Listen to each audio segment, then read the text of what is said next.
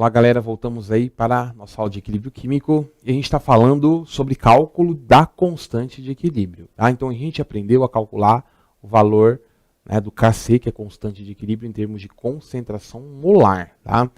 Só que aí esse exercício que a gente vai fazer agora, tá, é um exercício onde a gente tem que calcular constante de equilíbrio, só que em termos de pressão, tá? Que é o Kp. Beleza? E como que eu sei se eu vou calcular Kc ou se eu vou calcular Kp? Pelas unidades, né, que aparecem aí no exercício, tá bom? Então ele fala assim, ó, um recipiente fechado contém 0,4 mol de SO2, 1,6 mol de O2 e 2 mol de SO3. Tá? Então ele deu quantidade em mols aí, mas ele não deu volume. Né? Para calcular a constante de equilíbrio em termos de concentração, eu preciso do quê? Mol por litro. Eu não sei qual que é o volume em litros desse recipiente. Então fica difícil a gente calcular a concentração molar. Não dá, né? Bom, só que ele fala que esse sistema, isso é um sistema gasoso, tá? Ele fala que esse sistema, ele se encontra sob uma pressão de 6 atm. Então dentro do recipiente nós temos 6 atm de pressão. Então, vocês estão vendo aí que os 3 participantes, os 2 reagentes e o produto da reação química, são gases, né? Certo? Então, cada gás exerce uma pressão dentro do recipiente. Tudo bem? Então, se vocês olharem lá, ó, o que ele quer que você faça? Determine o valor da constante de equilíbrio, só que em termos de pressões parciais. Então, é o Kp que ele quer que você ache, não é isso? Bom, como que eu vou saber qual que é a pressão parcial de cada gás, dado o número de mols de cada um desses gases? Então, é o seguinte.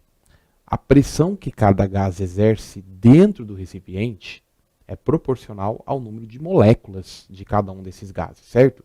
Então, um exemplo, né, mais prático, na atmosfera, se você estiver lá no nível do mar, a pressão é de 1 atmosfera, tá? 1 atm, a pressão, né, dos gases todos que compõem a atmosfera, tá? Só que o gás nitrogênio, ele é 78% de todas as moléculas gasosas que estão ao nosso redor. Tá? Então ele é responsável por 78% da pressão gerada pelos gases da atmosfera.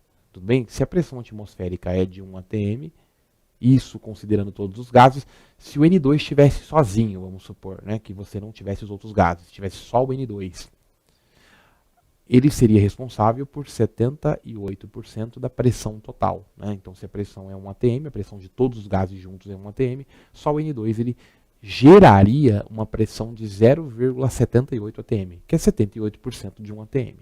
Tudo bem? Já o oxigênio é mais ou menos 21%, né, da composição atmosférica. Tá? Então, a gente pode pensar assim, ó, nós estamos mergulhados numa mistura gasosa, que é o ar atmosférico, certo? E nós estamos, né, sofrendo colisões dessas moléculas. É como se a gente estivesse imerso numa tempestade de moléculas. Tá? De cada 100 colisões que você recebe, né, das moléculas gasosas no seu corpo, na superfície do seu corpo, de cada 100 colisões, de cada 100 moléculas que colidem com o seu corpo, 21 moléculas são moléculas de oxigênio. Então quer dizer o quê? Que você está submetido a 21%, né, só de pressão parcial do oxigênio. Então a pressão parcial dele é de 0,21 atm. Porque ele é 21% em relação ao número de mols, certo? Então é isso, gente. A pressão parcial de um gás é proporcional à fração molar, a porcentagem em mols que cada gás tem ali na mistura gasosa. Tá? Então, seguinte, se ele fala que tem 0,4 de SO2, 1,6 mol de O2 e 2 mol de SO3, a soma de todos esses números de mols, 0,4 mais 1,6 mais 2, vai ser o número de mols total, que é o que eu fiz aqui. Ó. O número de mols total vai ser o quê? 0,4 mais 1,6 mais 2. São 4 mols. Certo? Então, essa pressão de 6 atm é a pressão interna do recipiente. É a pressão gerada por todos esses gases, ou seja, 4 mols de gases vão gerar uma pressão de 6 atm. Tá? Então, 4 mols de gases vão gerar uma pressão de 6 atm. certo? Então 6 atm é o quê? É 100% da pressão. É a pressão de todos os gases juntos, tá? Só que aí existe a fração molar para cada um dos gases. O que é fração molar? Gente, é uma coisa muito simples. Fração. O que é fração? É parte pelo todo, não é isso? Então, fração molar é a porcentagem em mols que você tem daquele gás na mistura, tá? Bom, então qual que é a fração molar do SO2? Eu tenho 0,4 só de SO2. O total é 4 mols. Então, eu tenho 0,1, certo? Ou seja, 10% de SO2. Tá? Eu tenho 10% de SO2. Ficou parecendo um 20 aqui, deixa eu arrumar. Ó. 10%. Tá? 10% de SO2. Se eu tenho 10% de SO2, ele vai exercer 10% da pressão total. Ou seja, 0,1, aqui ó, pressão parcial do SO2 é 0,1 vezes 6 atm. Tá? Que dá quanto? 0,6 atm.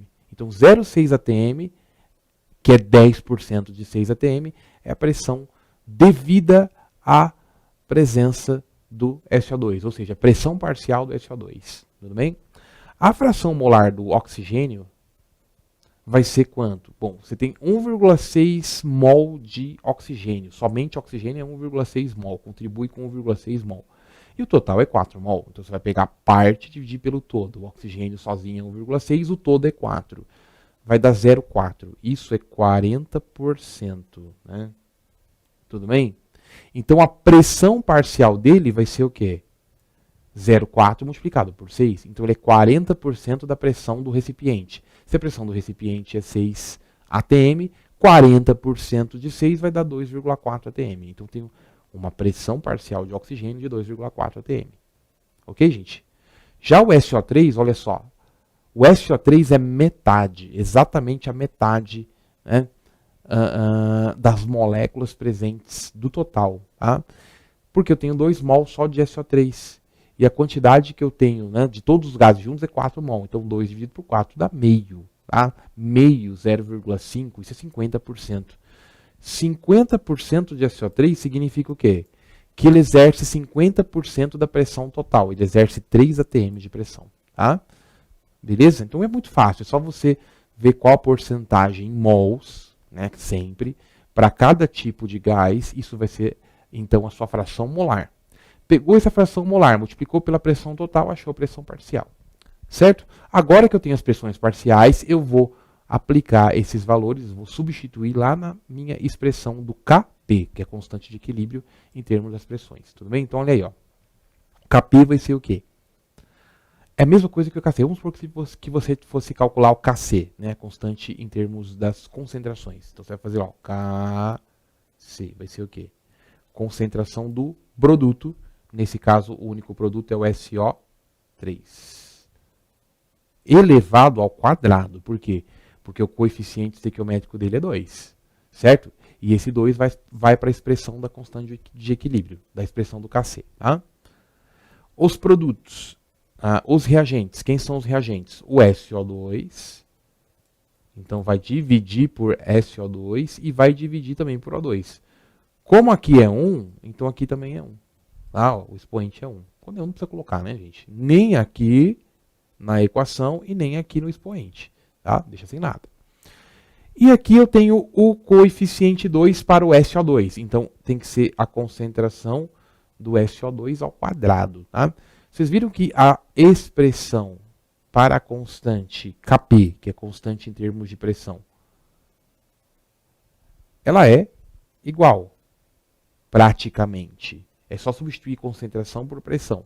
Tá? Então aqui tem que ser pressão do SO3 ao quadrado, certo?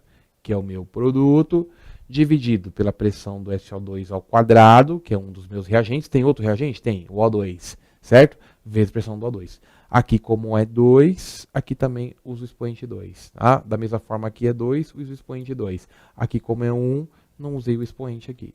Certo? Para o O2. Aí é só substituir as pressões parciais, né? Que é justamente aquilo que eu vou usar para, né, substituir lá na expressão. As pressões parciais, quais são? 3 atm para o SO3, coloca lá. Então vai ficar 3 ao quadrado, tá? Que dá 9. Tudo bem? Pressão parcial do SO2 vai ser quanto? 0,6 atm. 0,6 vai ser ao quadrado, tá? Vai dar 0,36. Tudo bem? Vezes 2,4. Aí eu vou fazer a minha continha da quanto? O valor numérico é 10,4. Qual que é a unidade? Então é o seguinte, eu tenho ATM ao quadrado em cima, ATM ao quadrado embaixo, fica um ATM embaixo. Um ATM embaixo, que é do O2, que eu não cortei, tá vendo? Só que eu coloco ele em cima no numerador, então fica ATM menos 1, no caso dessa, né, unidade aí, para essa constante, tá, de pressão parcial, tudo bem? Que é o Kp. Tá? Então o valor do Kp ele vai ser igual a 10,4 ATM menos 1. Tudo bem, gente? Fácil, não é? Bom, daqui a pouco a gente volta para falar agora do contrário. Você vai ter o valor do Kc ou do Kp e vai calcular a concentração. Vou fazer o caminho inverso, né? Aqui a gente tem concentração, tem pressão, acha constante. Agora a gente vai ver o contrário logo em seguida, que é você ter a constante e achar a concentração no equilíbrio. Beleza? Então até logo.